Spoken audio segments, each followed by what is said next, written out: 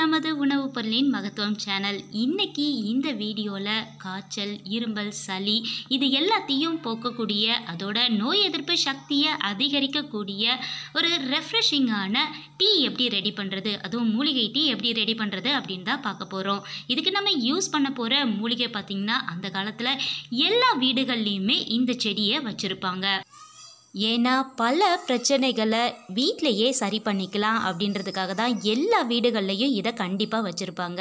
இது எங்கள் வீட்டு துளசி செடி. உங்கள் வீட்லேயும் துளசி செடி இருந்தால் இந்த மாதிரி டீயை நீங்களும் கண்டிப்பாக ட்ரை பண்ணுங்கள். ட்ரை பண்ணி பயனடைங்க. இதை டீயாகவும் வச்சு சாப்பிடலாம். அப்படி இல்லைன்னா வெறும் வயிற்றில் காலையில் ஒரு 2-3 துளசி இலைகளை அப்படியே சாப்பிட்டுட்டு வர்றதுனால ப்ரெஷர், சுகர் இதெல்லாம் கம்மியாகுது. அதோடு இல்லாமல் மன அழுத்தத்தையும் போக்கி அன்றைக்கி ஒரு புத்துணர்ச்சியான நாளாக அமையறதுக்கும் இது ஹெல்ப் பண்ணுது. ஸோ இந்த மூலிகையை கண்டிப்பாக யூஸ் பண்ணுங்கள். ஸோ மூலிகை டீ போடுறதுக்கான துளசி இலைகளை நான் பறிச்சிட்டு வந்து இங்கே தண்ணியில் ஊற வச்சுருக்கேன். இதுக்கு தேவையான மற்ற பொருட்கள்லாம் பார்த்துடலாம். துளசி இலைகளை உப்பு தண்ணியில் நல்லா ஊற வச்சுருக்கேன். நல்லா வாஷ் பண்ணி எடுத்துக்கலாம். நான் எப்பயுமே உப்பு தண்ணியில் தான் கழுவுவேன். ஸோ உப்பு தண்ணியில் போட்டு நல்லா ஊற வச்சுட்டேன். அடுத்தது பார்த்திங்கன்னா அதிமதுரம் எடுத்து வச்சுருக்கேன். இது பொடியாகவும் கடைகளில் கிடைக்குது. நான் அப்படியே முழுசாக வாங்கிட்டு வந்து தூள் பண்ணி எடுத்து வச்சுருக்கேன். இது பார்த்திங்கன்னா கிருமிகள்கிட்டேருந்து நம்மளை காப்பாற்றுது. அதோட தொண்டை கரப்பையும் நீக்குது. அடுத்தது பார்த்திங்கன்னா சித்திரத்தை எடுத்து வச்சுருக்கேன். சித்திரத்தையும் மஞ்சள், இஞ்சி மாதிரி ஒரு கிழங்கு வகை தான். இதுவும் சளி, இரும்பலுக்கு நல்லது. ஸோ அதையும் எடுத்து வச்சுருக்கேன். சுக்கு பொடியும் எடுத்து வச்சுருக்கேன்.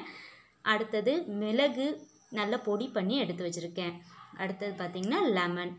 அடுத்தது வாசனைக்காக நான் ஏலக்காவை நல்லா தட்டிட்டு எடுத்து வச்சுருக்கேன். இவ்வளோ தான் தேவையான பொருட்கள். ஸோ இதை நம்ம எப்படி டீ வைக்கிறதுன்னு பார்த்துடலாம். இதுக்கு நான் இன்றைக்கி 2 பேருக்கு தேவையான டீ ரெடி பண்ண போகிறேன். ஸோ 2 டம்ளர் தண்ணி எடுத்து ஊற்றிக்கிட்டேன். ஊற்றி நல்லா ஸ்டவ்வில் வச்சு தண்ணி காஞ்சதுக்கு அப்புறமா நம்ம எடுத்து வச்சுருக்க ஒவ்வொரு பொடியையும் அது கூட சேர்த்து ஃபஸ்ட்டு பொடி எல்லாத்தையும் சேர்த்து கலக்கிடணும். ஸோ பொடி நல்லா கொதிஞ்சு வந்ததுக்கு அப்புறமா தான் நம்ம துளசி இலைகள்லாம் சேர்க்க போகிறோம். ஸோ இப்போ ஒவ்வொரு பொடியாக மிக்ஸ் பண்ணியாச்சு. இதில் சேர்த்துருக்க எல்லா பொடியுமே சளி, இரும்பல், நோய் எதிர்ப்பு சக்தியை அதிகரிக்கக்கூடிய ஒரு மூலிகைகள் தான் நம்ம இதில் சேர்த்துருக்கோம். ஸோ இந்த மாதிரி மூலிகை டீயை நம்ம அப்பப்போ வச்சு குடிக்கும்போது நோய்கள் நம்மக்கிட்ட அண்டாமல் பாதுகாத்துக்கலாம். ஸோ பொடியெல்லாம் போட்டு அது நல்லா கொதிச்சிட்ருக்கு. ஸோ இந்த டைமில் நம்ம துளசி இலைகளை ஆட் பண்ணிடலாம். துளசி இலை போட்டு ஒரு 5 மினிட்ஸ் நல்லா கொதிக்கட்டும். அதில் இருக்க சாரெல்லாம் இறங்கணும். சாரெல்லாம் இறங்கி அந்த தண்ணியோட கலரே பார்த்திங்கன்னா நல்ல ஒரு ப்ரௌனிஷாக ஆகிடும்.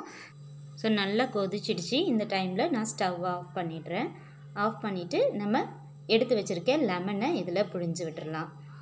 பிழிஞ்சு விட்டுட்டு ஒரு மிக்ஸ் பண்ணிவிட்டு தேனையும் இல்லை நாட்டு சர்க்கரையோ பனை வெல்லமோ நீங்கள் ஆட் பண்ணிக்கலாம். சுவைக்காக நீங்கள் இது 3ல் ஏதோ ஒன்று ஆட் பண்ணி ஃபில்ட்ரு பண்ணி எடுத்துக்க வேண்டியதான். நம்மளோட ஆரோக்கியமான நோய் எதிர்ப்பு சக்தியை தரக்கூடிய சளி, இருமல், காய்ச்சல் இதெல்லாம் போக்கக்கூடிய ஒரு மூலிகை டீ ரெடி ஆயிடுச்சு.